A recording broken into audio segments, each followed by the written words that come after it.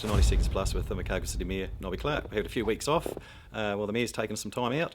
And we're back, and we'll kick off with, obviously, Code of Conduct coming up this Friday. Well, the final, hopefully, this is the end of it, and we can all move forward and focus on making our city bigger and better and greater. It has been a distraction, which I regret. Yeah. If I'd known in hindsight the way the program was going to be cut and pasted and taken out of context, I wouldn't have gone there. But there are some basic rights that everybody has in New Zealand under democracy. Yeah. If you truly believe something's wrong, you should have the right to say so. Yeah. And that's what I've constantly said. It's got me into a lot of trouble because of it. But hey, at the end of the day, I'm hoping that Friday we'll put it to bed and we can get on and look at the positive things. Look, I've done hundreds and hundreds of interviews in public speaking in the last 4 years, 4 and a bit years. Literally hundreds. And I've got a couple wrong. And I first acknowledge I sometimes shoot from the hip and say the wrong thing. And so I've acknowledged on both occasions I've done wrong, accept the damage that's been done to our reputation. But the flip side of that is we've got a lot of good stuff done as well. Yep. So I just want to continue to focus on the city going forward. Some people will still continue to hold that against me, but I'll continue to work about that. I've been asked how will I work with the people that voted last time to censure me in such a way as to call for my resignation. I'll keep working with them. I don't play the person. I believe that it's all about teamwork going forward. Yep. I don't need everybody to vote the same way as me, but it's nice if everybody's sort of thinking about the city. Yep. So we'll get there. This weekend will probably be pretty messy with the national news, but so be it. Yeah. Because the great thing is, as I said, now with the Tiwai confirmed for 20 years, there's too much great stuff coming on, and I mean, we're the envy of the country, I think, at the moment down here. So we've got, as I said, we've got the new hotel coming online next year. We've already got the Langlands, we've got HWR Towers. We covered these before, but it's our city's looking really good. So what's your plans? You've obviously got your wish list or your hit list or target list for the next 15 months. I think we've got to go now. So tell us about what your priorities. The wish list is quite long, but going down there in order of priority, definitely want to sell Donovan Farm. It's not comfortable for some people for me to say that, but the bottom line is we need more houses in the city. There's no doubting that. We've been talking for 20, 30 years about that, and we've done very little. I've tried to get government involvement in doing a joint venture, but that's never going to happen now with the current government because they've clawed back on some of their expenditure. Yeah. So we now need to free up land so that the private sector can get involved. Yeah. So Donovan's right high up on my list. Obviously getting the museum done is important. You'll find out next week that that's blown out a little bit, the cost, but hey, over a 2-year period, you would expect some increase. So we're going to do some consultation shortly about whether the community is still happy for us to continue on with existing designs and plans, and wearing that there's some extra cost involved, or whether we scale back. My personal preference will be known next week. But certainly like to eventually tick off and have a future for Rugby Park, whatever that ends up being. We've got to sort out Cooper's Creek. With the dispute we've got out there with the leaseholders at the moment, we'd like to get some certainty around that as well. And I'd personally like to get the walking trail done around the city, which is just a lighting thing, really. Yeah. Something to do at night time so people in the city. And like you, I think that Jeff Thompson coming into the picture is great. It's going to create some unease for the ILT, but that's the nature of that work. I think there's still a place for both. Oh, totally. I think Jeff will bring in a different set of clients. And you know what the ILT do with their facilities going forward, they've already signalled that they're looking at other things as well. Yeah. So that's really good. And longer term, I've got to start doing something around housing. We've got 2 real crunch points around housing. One is we've got some rough sleepers, so we need to provide some sort of facility that helps them out in their short-term needs. And the other big area is that we've got an ageing population. Yeah. So we've got to do something around elderly care, smaller units, more intensity. So that means instead of putting 1 or 2 houses on a plot of land, you might put half a dozen, and they're smaller. The smaller houses, 1, are cheaper, 2, that give them a sense of security for the elderly, and 3, they get around the issue of loneliness. So they have neighbours that are very, very close to them.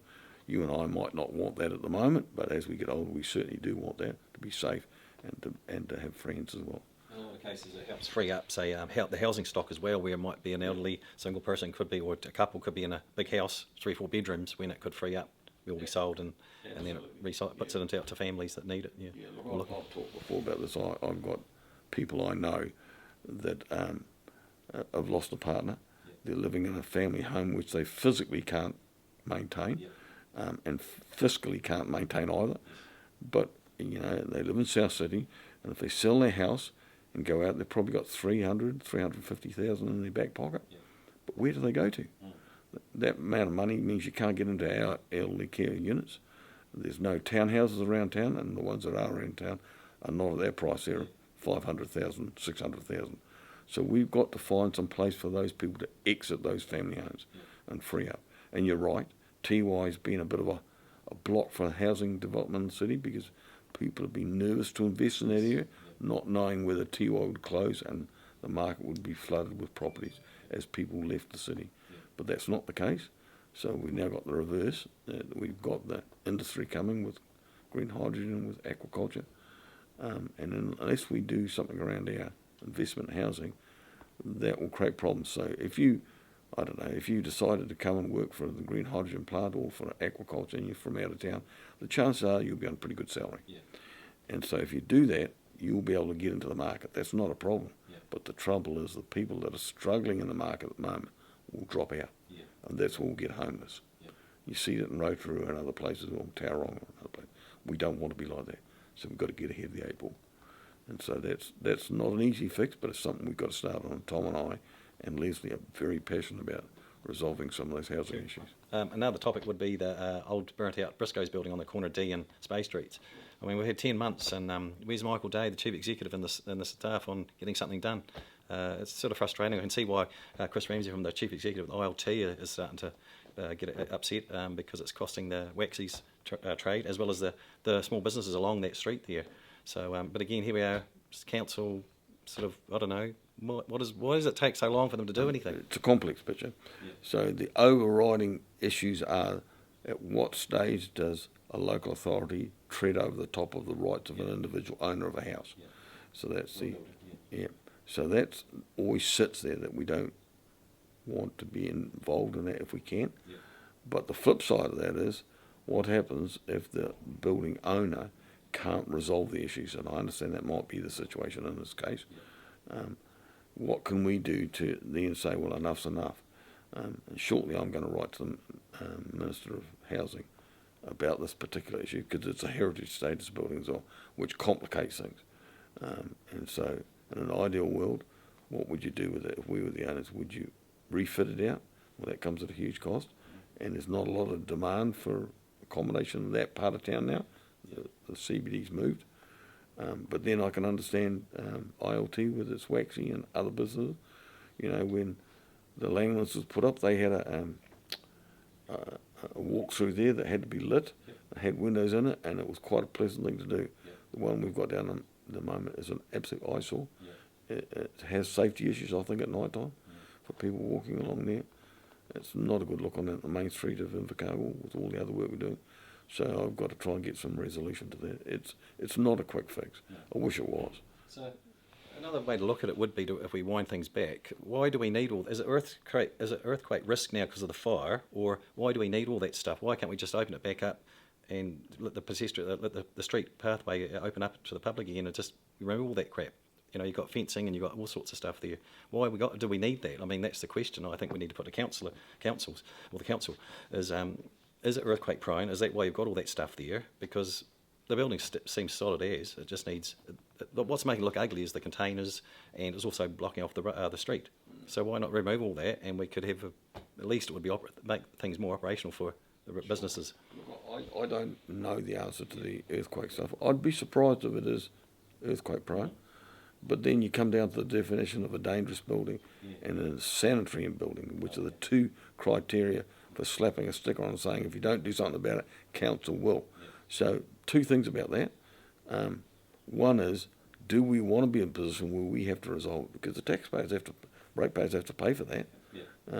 Is it our obligation to do it, or should the owner be forced to do it? And what does that mean if the owner can't afford to do it? I mean, do we force people into bankruptcy? I mean, I don't know. So that's one issue. But the other issue is they say that at the moment the building doesn't meet the criteria for a dangerous building. And of course, to a layperson like me, I just think, well, if that's the case, why you got the containers here? Because you must be fearful that in a strong wind or in an earthquake, something's going to fall off the building. Yeah. And so that's why you're safeguarding it. So those two statements don't quite sit right with me. Yeah. And I have asked for a paper on it. I'm not sure the paper that we get from staff will resolve anything, but I will write to the Minister shortly and say, look, we need some help with this. Yeah.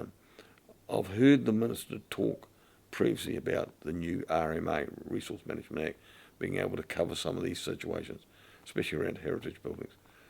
But that's still some time away. And I think the implementation of that new Act's probably several years away to be fully. So I don't have the answers to that. I wish I did have, because it's an absolute eyesore.